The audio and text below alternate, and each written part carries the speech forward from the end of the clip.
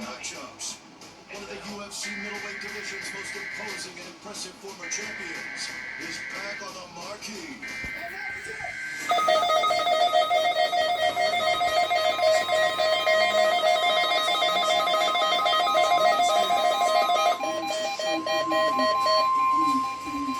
This is a test of the no-weather radio warning alarm device.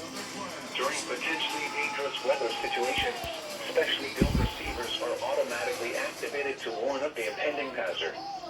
Tests are normally conducted by the National Weather Service every Wednesday and Saturday between 10 a.m. and 12 noon. When there is a threat of severe weather in the area, the test is postponed until the first good weather day. Reception of this broadcast and the alarm tone will vary from place to place. This variability, normally more noticeable at greater distances from the transmitter, will occur even though you are using a good quality receiver in perfect working order. The warning alarm will be activated for severe thunderstorm, tornado, and flash flood watches, and for severe weather warnings affecting the following counties in the KIH 54 listening area: Bibb, Blood, Chilton, Coosa, Jefferson, St. Clair, Shelby, Tuscaloosa, and Walker.